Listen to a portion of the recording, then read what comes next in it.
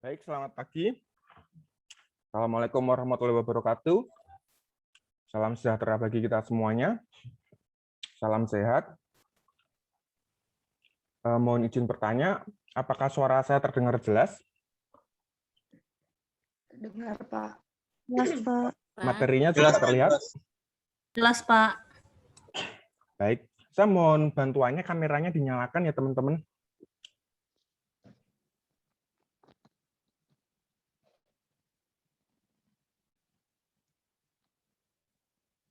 Oke. Terima kasih. Yang lain belum? Mau dinyalakan ya. Kita mulai aja perkuliahannya, karena sudah banyak yang join. Tadi juga beberapa WA saya, ada beberapa yang berhalangan. Nggak apa-apa, kalau memang masih bekerja. Nanti saya upload aja supaya bisa dipelajari lagi.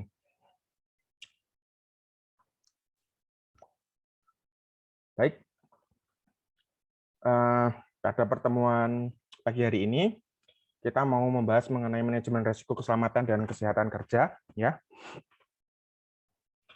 tadi kita sudah belajar mengenai governance. Nanti beberapa soal ujian juga dari sana. Manajemen risiko mengenai keselamatan dan kesehatan kerja ada, tapi nggak begitu banyak. Mohon maaf, suara saya agak serak. Baik, manajemen risiko keselamatan dan kesehatan kerja ini penting dilakukan oleh suatu perusahaan karena ketika kita mengabaikan kesehatan dan keselamatan kerja, itu efeknya sangat buruk karena misalkan seseorang sakit ya, katakan nggak bisa bekerja, artinya itu berdampak pada akselerasi kerja yang menurun. Nah, kalau misalkan meninggal atau cacat, dia harus digantikan oleh orang yang lain. Artinya ada biaya untuk rekrutmen, ya. Kemudian bisa jadi kalau ada tuntutan hukum dari keluarga korban, ya. Kemudian akselerasi kerja itu juga menurun, gitu ya. Karena yang harusnya dikerjakan oleh katakan 5 orang hanya dikerjakan oleh 4 orang. Kemudian ada kos atau biaya lain yang harus dibayar, misalkan biaya pendidikan dan pelatihan. Karena ketika orang meninggal itu kan tidak ada transfer knowledge. Nah, berhenti, dia harus belajar dari teman-teman yang lain, bahkan perlu didiklatkan gitu ya, sehingga ada banyak sekali biaya-biaya yang perlu dikeluarkan atau dikorbankan ketika seseorang itu mengalami kecelakaan kerja. Nanti lebih detail akan saya jelaskan di slide-slide selanjutnya. Baik.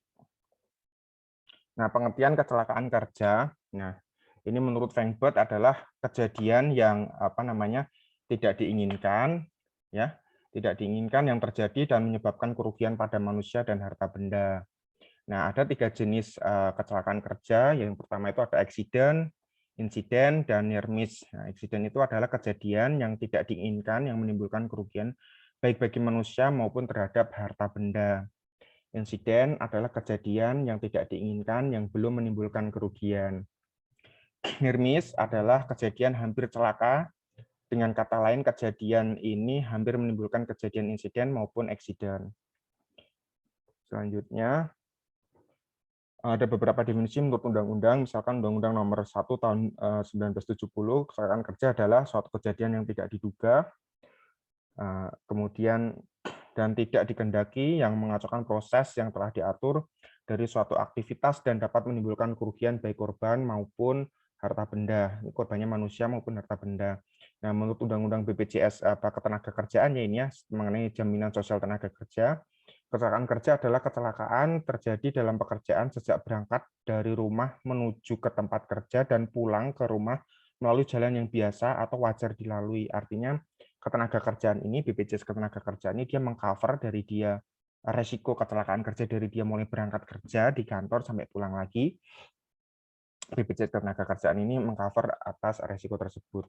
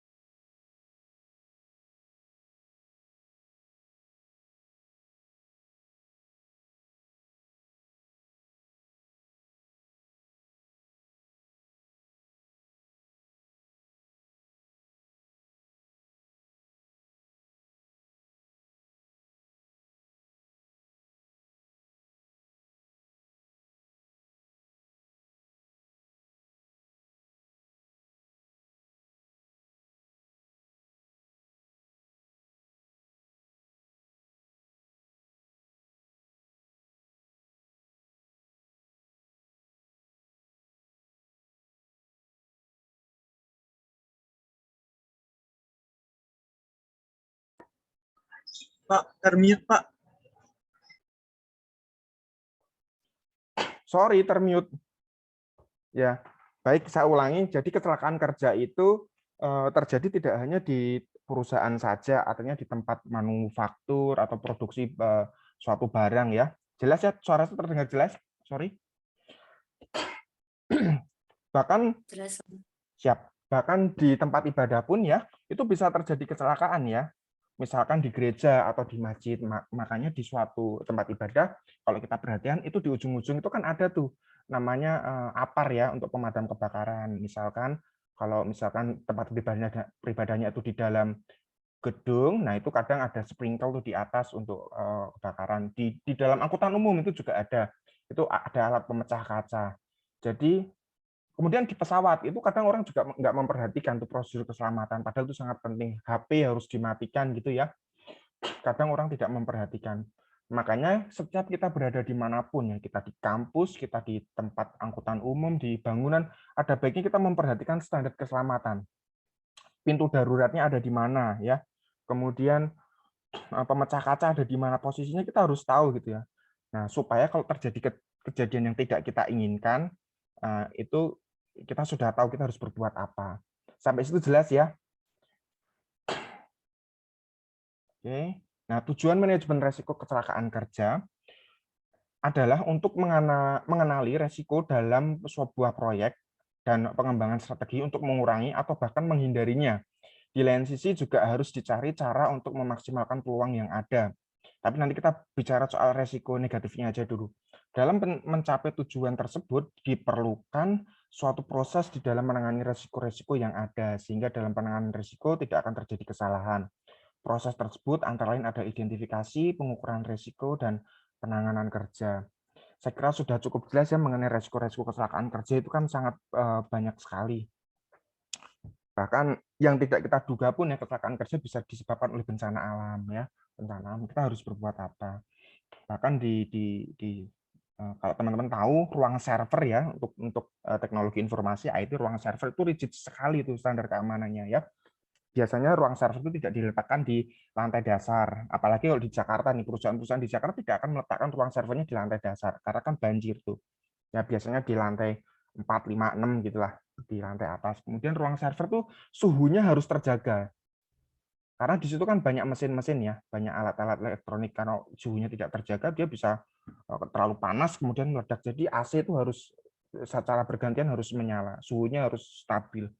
Kemudian ruangannya juga tidak boleh terbuat dari bahan-bahan yang mudah meledak, misalkan kayu, triplek gitu ya. Karena kan khawatirnya kan itu bisa terjadi konslet. Gitu.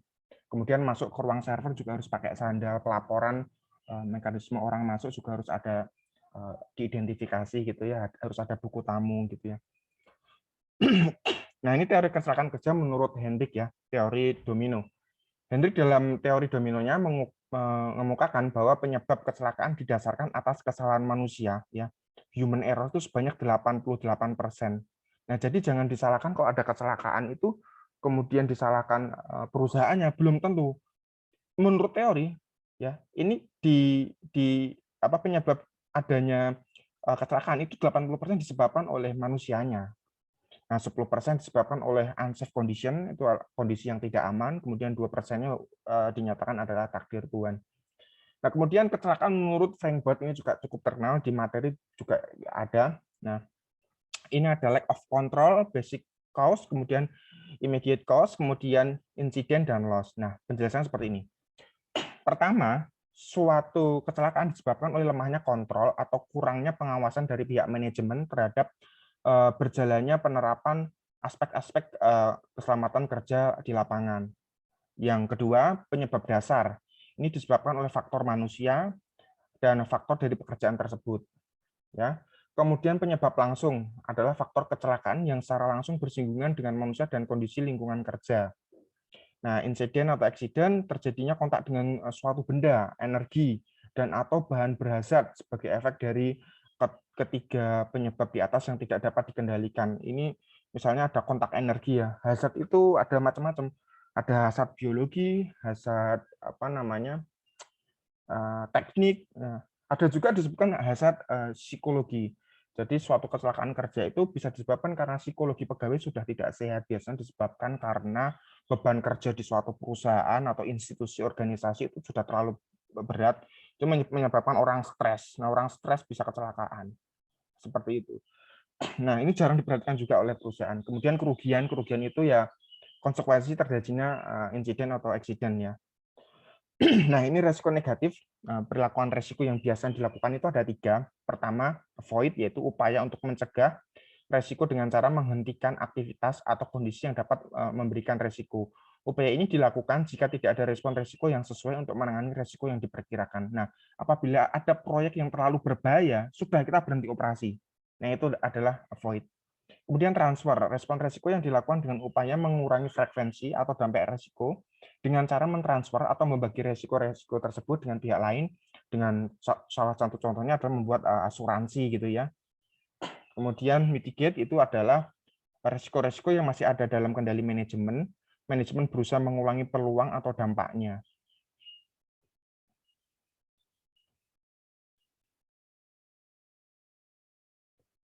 Oke, saya ada yang baru join. Nah, cara mengendalikan dan memonitor resiko dalam K3. Nah, pertama adalah menekan probabilitas dengan cara melakukan safety induction seminggu sekali. Contoh aktivitasnya adalah sebelum dimulai semua aktivitas pada proyek, para pekerja itu di briefing gitu ya, di briefing terlebih dahulu, diberikan penekanan-penekanan, dikumpulkan gitu ya tentang resiko-resiko tersebut. Nah, kemudian mengingatkan pentingnya menggunakan APD dalam bekerja. Nah, dalam era pandemi seperti ini seharusnya juga hal-hal seperti ini juga diperhatikan ya, bahwa ketika orang bekerja di suatu ruangan, oke nih sudah masuk WFO nih, WFO. Nah, seharusnya ada orang yang mengingatkan bahwa kayak masker itu harus dipakai ya. Masker sekarang nggak boleh 1, 2 sekarang, harus double gitu ya. Standar keamanan juga harus dipenuhi, kemudian hand sanitizer, harus semua orang bawa jarak, kemudian cahaya di dalam gedung itu harus diperhatikan. Lakukan patroli K3 pada setiap pekerja secara rutin untuk mengawasi para pekerja dan memberitahu para pekerja jika bahaya mengancam saat dia bekerja. Nah, ini contoh aktivitasnya adalah pada saat lifting material jika melewati pekerja di bawahnya. Maka pekerja disuruh menyingkir lebih dahulu. Ini biasanya untuk pekerjaan-pekerjaan proyek ya, pembangunan, konstruksi gitu. Kalau mau ada proyek di atas gitu ya, orang-orang yang di bawah tuh suruh minggir dulu, kemudian pasang rambu-rambu gitu ya. Kemudian penekanan konsekuen pendekatan berikutnya untuk mengendalikan resiko adalah dengan menekan dampak yang ditimbulkan ya. Ini sama sih, selalu menggunakan alat pelindung diri gitu ya. Kemudian buat inovasi alat dan metode kerja yang membuat pekerja merasa aman dan nyaman, memberi pelatihan kepada pekerja mengenai metode-metode penggunaan alat kerja dan metode-metode pelaksanaan pekerjaan. Kemudian menghindari resiko. Nah, ini proses manajemen resiko kecelakaan kerja. Yang pertama adalah perencanaan manajemen resiko. Perencanaan meliputi langkah memutuskan bagaimana mendekati dan merencanakan aktivitas manajemen resiko untuk proyek. Kemudian identifikasi resiko. Tahapan selanjutnya dari proses identifikasi resiko adalah mengenali jenis-jenis resiko yang mungkin dan umumnya dihadapi oleh pekerja. Jadi resiko itu tidak menunggu kejadian terjadi dulu, tapi kita bisa membayangkan, kita bisa mengandaikan, kita bisa mengimajinasikan setiap prosedur kerja itu ada resikonya. Nah, sebelum itu terjadi, apa yang harus kita lakukan? Seperti itu ya. Nah, analisis resiko kualitatif. Analisis kualitatif dalam manajemen risiko adalah proses assessment kemungkinan dari risiko yang sudah diidentifikasi. Proses ini dilakukan dengan menyusun risiko berdasarkan efeknya terhadap tujuan proyek. Ya, skala pengukuran yang digunakan secara kualitatif ini ada standar dari Australia di New Zealand seperti ini. Nah, tidak signifikan. Itu artinya tanpa kecelakaan manusia dan kerugian materi. Kemudian minor, bantuan kecelakaan awal, kerugian materi yang medium. Moderate, diharuskan penanganan secara medis, kerugian materi yang cukup tinggi. Mayor, kecelakaan yang berat, kehilangan kemampuan operasi atau produksi, kerugian materi yang tinggi. Bencana kematian, bahaya radiasi dengan efek penyebaran yang luas, kerugian yang sangat besar. Artinya perusahaan itu kan macam-macam ya bergeraknya, ada di bidang misalkan farmasi, ada konstruksi, ada pertambangan, semua memiliki resiko. Artinya kita sebagai manajer kita harus dapat mengidentifikasi dari setiap prosedur pekerjaan itu kan ada risiko-risikonya. kita mengidentifikasi apakah resiko itu minor, apakah moderat, atau mayor, atau bagaimana. Nah, kita harus membuat mitigasi resikonya. Nah, ini resiko kuantitatif, proses identifikasi secara numerik probabilitas dari setiap resiko dan konsekuensinya terhadap tujuan proyek. Kemudian ada perencanaan respon resiko, ya. Risk response planning adalah proses yang dilakukan untuk meminimalisasi tingkat risiko yang dihadapi sampai batas yang dapat diterima. Kemudian adalah pengendalian dan monitoring. Nah, ini akan keluar di ujian ya, teman-teman, iceberg effect, ya. Jadi sudut pandang mengenai resiko itu, ya, seperti ini nih. Ini ada kapal, ini ada apa namanya gunung es. Yang kelihatan itu seperti ini, kecil, hanya $1. Ini ada $1 ini terkait dengan biaya kecelakaan dan penyakit, misalkan pengobatan, ya, gaji atau biaya asuransi. Ini yang kelihatan. Tapi kalau $1 ini kita abaikan, ya, ini di bawahnya itu efek dominonya sangat gede, ya, bisa menyebabkan $5 sampai $50, ya. Misalkan ada biaya dalam pembukuan kerusakan properti, biaya yang tak diasuransikan. Kalau kita mengasuransikan barang dan jasa kita, inventarisasi kita asuransikan, kalau kita rusak, kita mendapatkan penggantian. Tapi kalau tidak, kita ruginya tambah gede. Misalkan barang itu kebakaran atau rusak gitu ya. Kalau kalau kita tidak mengasuransikan, kita yang menanggung seluruh resiko kerugian itu. Nah, resikonya banyak banget, kerusakan gangguan, kerusakan peralatan dan perkakas, kerusakan produk dan material, terlambat dan gangguan produksi, biaya legal hukum, kalau ada orang yang meninggal, tuntutan hukum, perusahaan bisa disomasi dan segala macam ya. Kemudian kita harus menyewa gedung yang baru kalau misalkan gedungnya kebakaran rusak. Kemudian waktu yang terbuang untuk penyelidikan kan kalau misalkan lewat kepolisian kan ada proses penyelidikan yang sangat panjang. Nah, itu ada pengorbanan biaya yang cukup besar ya. Kemudian dari sisi biaya yang tidak diasuransikan tadi, misalkan gaji terus dibayar untuk waktu yang hilang, ya. Kemudian biaya pemakaian pekerja, pengganti dan atau biaya melatih. Kemudian upah lembur. Misalkan dulu beban kerja, mungkin ada meninggal yang 10 pegawai, yang meninggal 5 misalkan. Dulu satu pekerjaan dikerjakan 10 orang, kemudian sekarang dikerjakan 5 orang. Artinya kita harus melemburkan 5 orang tersebut yang harusnya kerja hanya 8 jam sehari, bisa 16 jam sehari misalnya, seperti itu. Kemudian ekstra waktu untuk kerja administrasi, berkurangnya hasil produksi, hilangnya bisnis dan nama baik. Nah, nama baik ini adalah hal yang sangat penting bagi suatu perusahaan atau organisasi. Nama baik berbicara mengenai kepercayaan customer atau pelanggan terhadap perusahaan. Kalau nama baiknya sudah rusak, orang akan ganti vendor, ganti rekanan gitu ya. Nah, solusi dan pencegahan untuk kecelakaan kerja satu terkait dengan lingkungan ya teman-teman. Yang pertama, memenuhi syarat aman, meliputi higien umum, sanitasi, ventilasi udara, pencahayaan, dan penerangan di tempat kerja, dan pengaturan suhu udara ruang kerja. Ini sangat penting di era pandemi seperti saat ini, ventilasi udara dan pencahayaan, sanitasi juga sangat penting. Nah, untuk suhu udara di ruang kerja ini penting, misalkan untuk di ruang server, kemudian untuk ruang produksi di bahan-bahan kimia yang mudah meledak di farmasi, seperti itu ya. Ini suhu ruangan harus terjaga, kemudian memenuhi syarat keselamatan, meliputi kondisi gedung dan tempat kerja yang dapat menjamin keselamatan.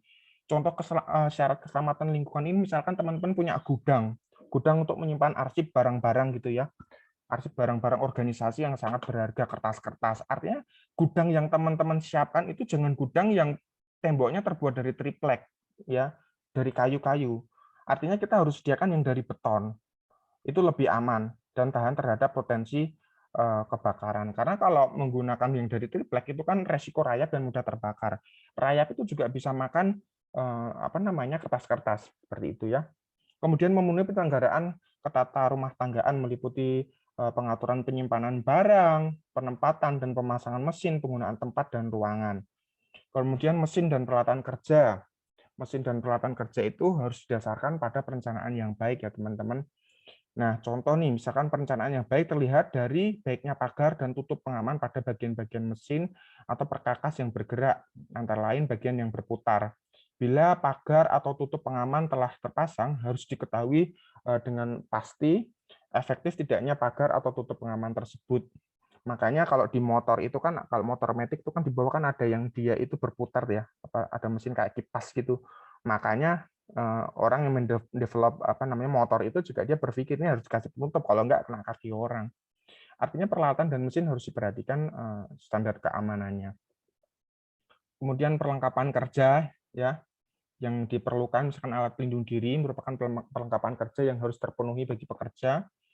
Misalnya pakaian kerja, kacamata, sarung tangan, yang kesemuanya harus cocok ukurannya sehingga menimbulkan kenyamanan dalam penggunaannya. Contoh perlengkapan kerja yang saya gunakan, saya auditor, saya bukan seorang yang memproduksi barang ya. Namun dalam memeriksa berkas-berkas audit, kertas-kertas itu, saya sejauh ini saya menggunakan sarung tangan latex itu ya, sarung tangan latex supaya nggak terpapar virus corona gitu. Tapi faktanya kena juga gitu.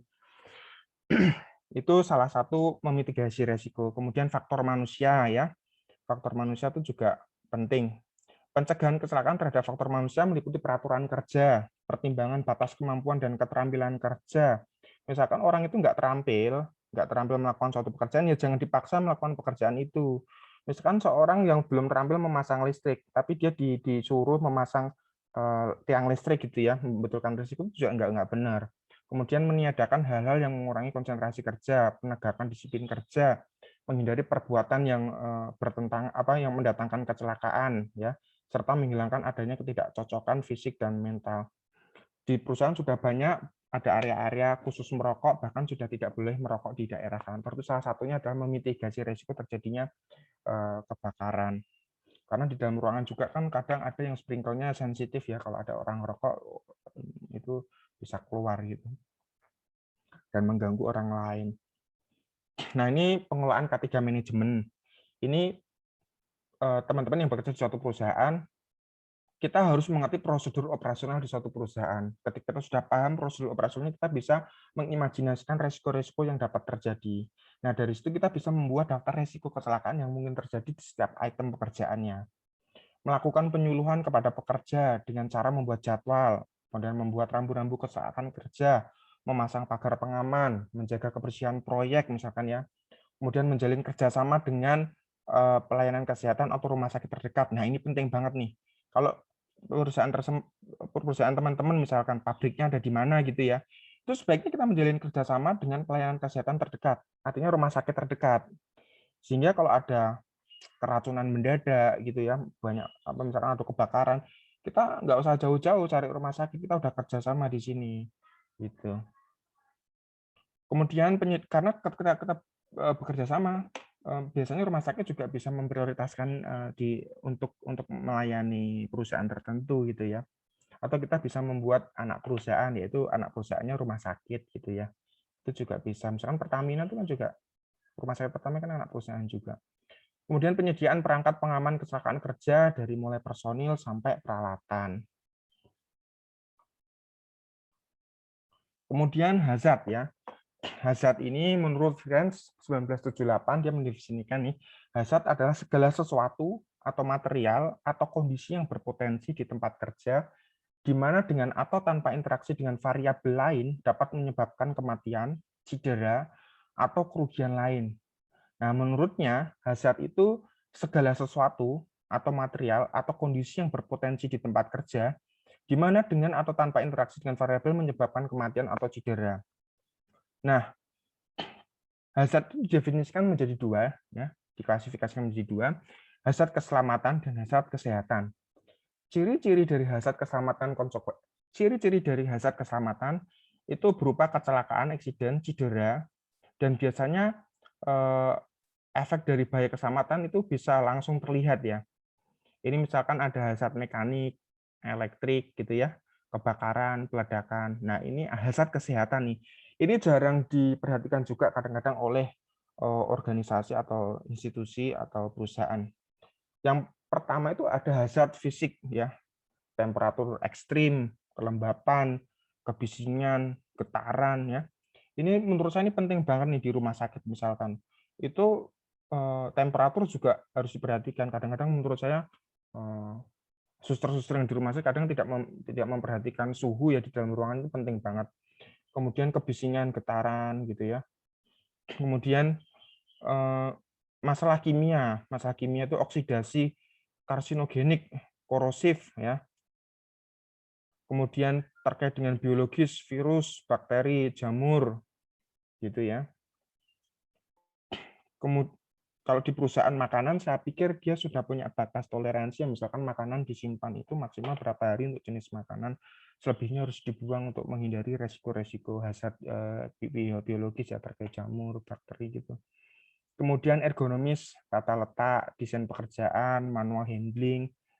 Nah, itu penting banget misalkan untuk kita perhatikan ya, di perusahaan sekarang juga jelas ada yang sudah menerapkan kamar mandi itu ada 2. Kamar mandi untuk orang umum, yang satu untuk orang yang memiliki kebutuhan khusus atau orang tua. Jadi di dalam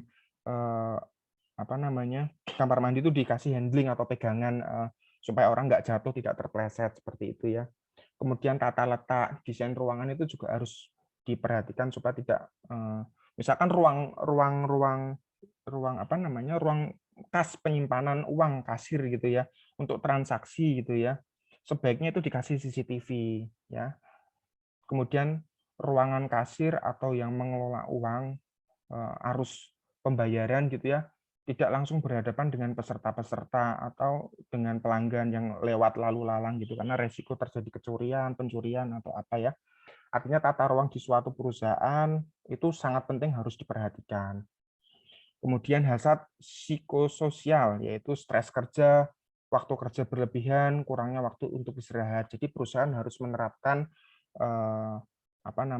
juga harus memperhatikan aspek psikologis pekerja. Artinya stres, beban kerjanya juga harus diperhatikan, jangan sampai berlebih ya. Karena itu juga akan berpengaruh pada kesehatan kerja. Kadang kalau psikologis orang sudah jenuh, merasa psikologisnya tidak sehat, beban kerjanya terlalu berlebih, dia juga akan bisa resign dia dari keluar dari pekerjaan itu. Itu juga resiko-resiko yang harus kita perhatikan sebagai manajer. Baik, materi saya sudah selesai. Bapak, Ibu, teman-teman, sampai di sini ada yang mau ditanyakan? Untuk manajemen resiko kecelakaan kerja, ini seolah-olah materi yang tidak terlalu sulit, tapi kadang sering diabaikan ya. Makanya kita mempelajari ini lebih dalam lagi sebagai materi kuliah tatap maya. Sampai di sini, teman-teman ada yang mau ditanyakan?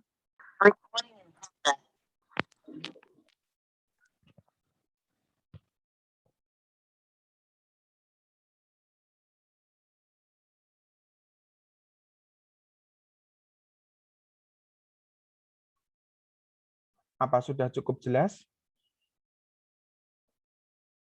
Mungkin dari Mbak Eling Pamela ada yang mau ditanyakan?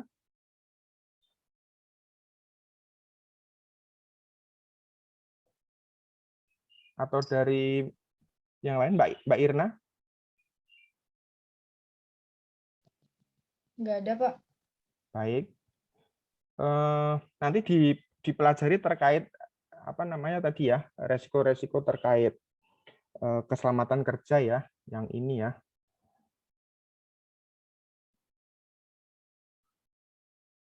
Nah, yang ini ya, iceberg effect ya. Apa yang dimaksud dengan iceberg effect ya?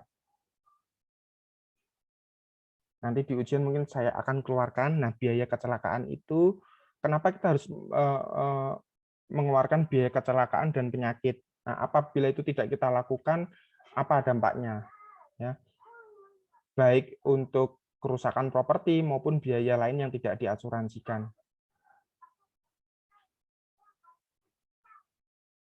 Baik, kalau belum ada yang ditanyakan, kuliahnya kita akhiri aja ya. Masih ada kelas lagi saya nanti jam 10. Saya tanya, sudah cukup jelas Bapak Ibu? Jelas, Pak. Jelas, Pak. Baik, saya akhiri ya kuliah pada pertemuan pagi siang hari ini. Tuhan memberkati Bapak Ibu semuanya, sehat selalu, tetap lakukan protokol kesehatan, sukses untuk UAS-nya, semoga cepat lulus, dapat gelarnya, ya. Gitu ya, terima kasih. Wassalamualaikum warahmatullahi wabarakatuh. Salam sejahtera, salam sehat, Tuhan memberkati Bapak Ibu semuanya, berkah dalam. Terima kasih, Pak. Terima kasih, Pak. Terima kasih, Pak.